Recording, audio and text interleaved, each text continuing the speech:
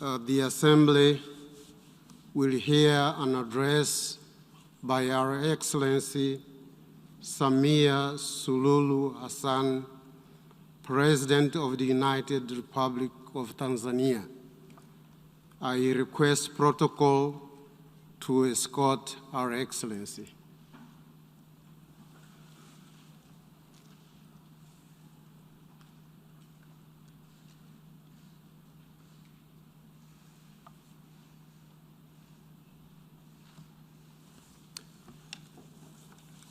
On behalf of the General Assembly, I have the honor to welcome to the United Nations Our Excellency Samia Suruhu Hassan, President of the United Republic of Tanzania, and to invite her to address the Assembly.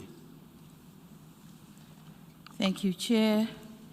Your Excellency Abdullah Shahid, President of the General Assembly, Your Excellency Antonio Guterres, Secretary General of the United Nations, Excellencies, Heads of State and Government, distinguished delegates, ladies and gentlemen, let me commence by joining previous speakers in applauding you, Mr. President, for being elected to preside over the 76th session of this august Assembly, and for the exemplary manner in which you have been presiding over this session.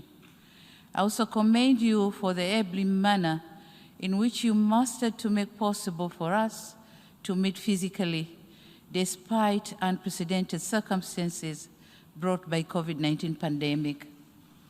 The holding of physical general debate this year, albeit with limitations, demonstrates again that humanity and multilateralism cannot and should not succumb to the virus. And thus, where there is a will, there is a way. This spirit is what we need going forward.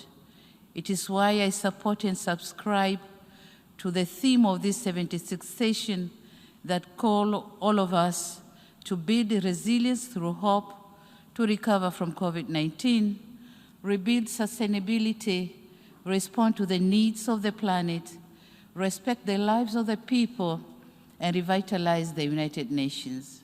Mr. President, this is my maiden speech at the United Nations General Assembly.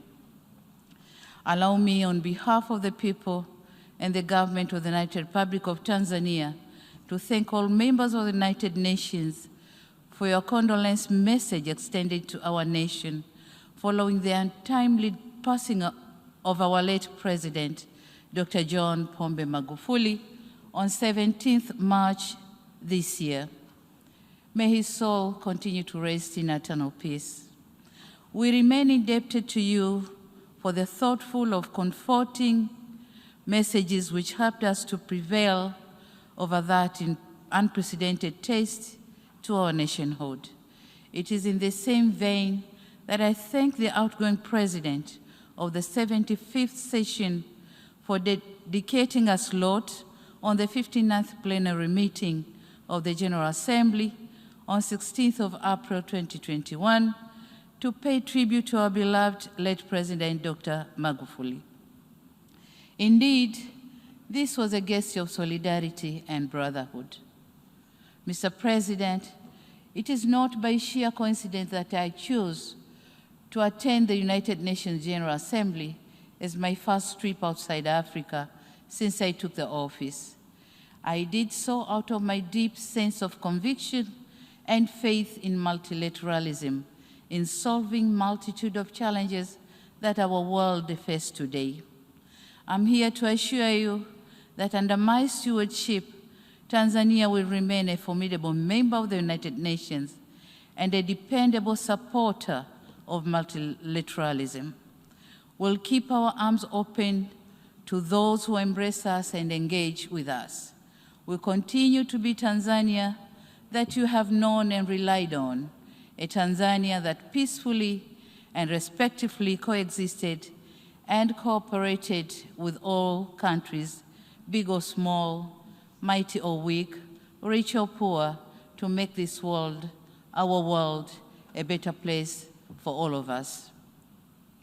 Mr. President, COVID-19 pandemic has reminded us how vulnerable we are as individual countries, regardless of our size, wealth, or geography. As we meet here today, we have less than a decade ahead to meet our collective commitment to achieve the Sustainable Development Goals.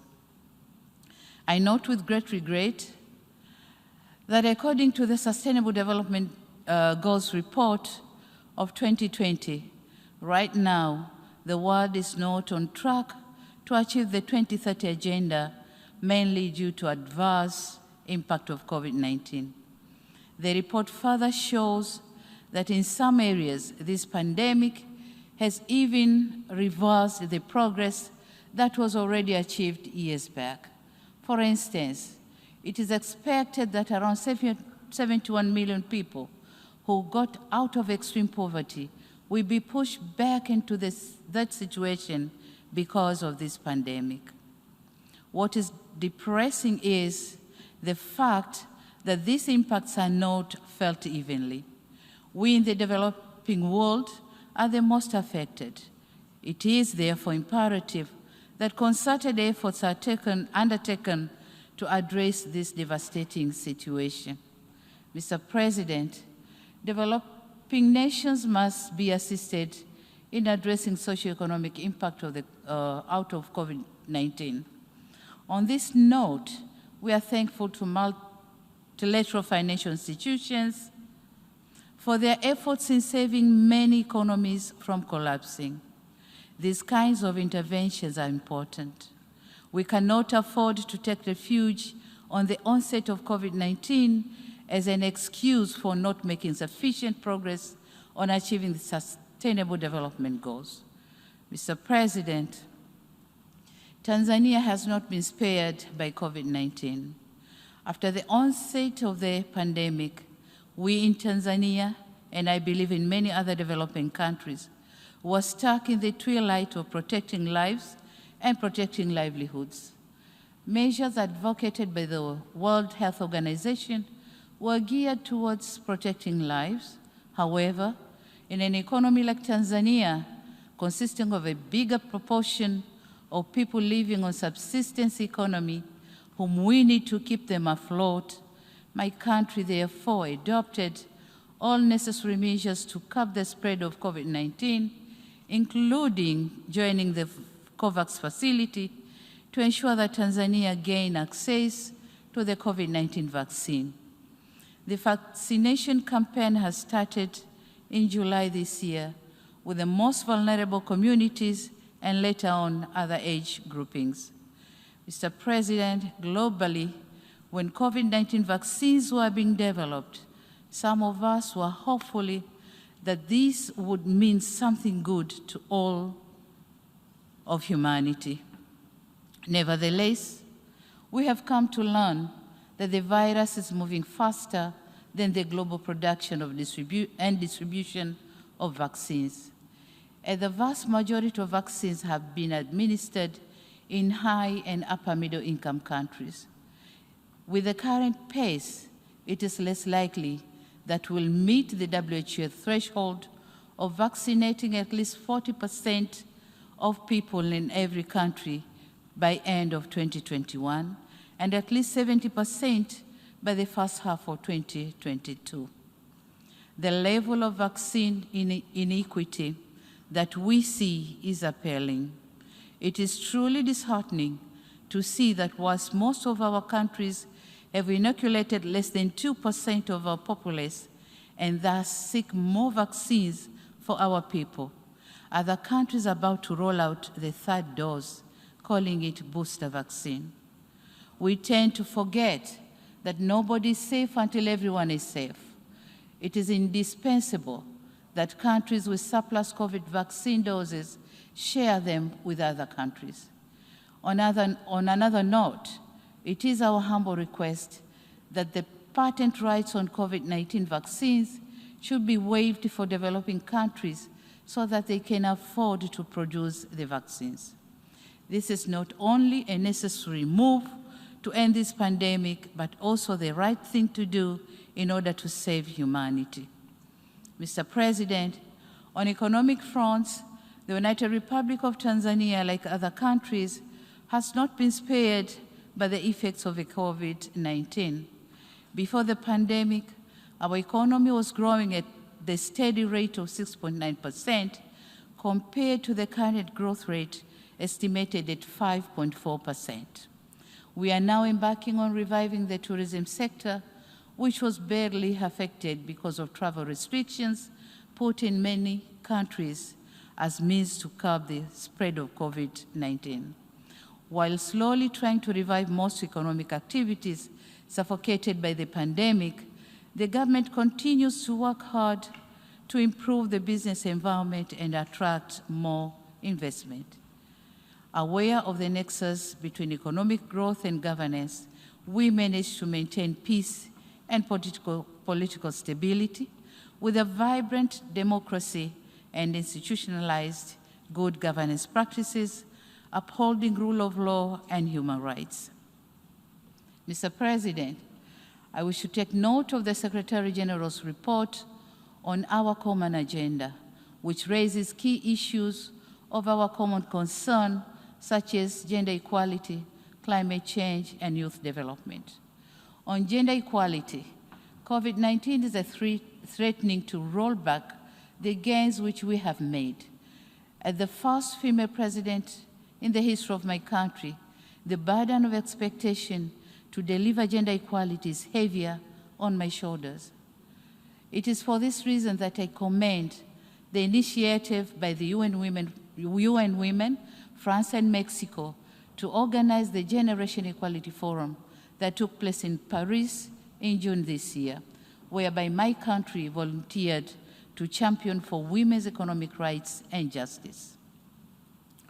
Aware that being passionate about gender equality is not sufficient, my government is reviewing policy and legal frameworks in order to come up with actionable and measurable plans to ensure economic empowerment of women, but also other aspects pertaining to gender equality and gender parity. We are also working on designing and implementation gender-responsive macroeconomic plans, budget reforms, and stimulus packages with the objective of reducing the number of women and girls living in poverty. Mr. President, the challenges of climate change are really affecting livelihoods, peace and security, and forceful displacement of our people. Tanzania government spends 2 to 3% of GDP to mitigate and build resilience of communities. And this is a lot in a country which is still grappling with poverty coupled with the emergency of the COVID-19 pandemic. The pandemic has compromised our capacity to respond to harmful impact of climate change. Therefore, our actions today determine the future of our planet in terms of climate change. And in this regard, I call for transparent modality for financial disbursement and emphasize that developed countries should fulfill their commitment to contribute $100 billion annually by 2025 so as to facilitate the implementation of the Paris Agreement. Mr. President, in conclusion, I wish to echo my country's commitment in pursuing the principles of multilateralism as enshrined in the Charter of the United Nations. I urge other nations to continue supporting this august institution. The onset of COVID-19 has given to all of us a lesson that we are deeply intertwined and that unilateralism will not get us anywhere when it comes to challenges that transcends our national boundaries. A wise person once said, and I quote, "Alone, one will go faster, but together we'll go far. Multilateralism must always prevail." Mr. Chairman, I thank you, and I thank you all for your kind attention. Thank you very much.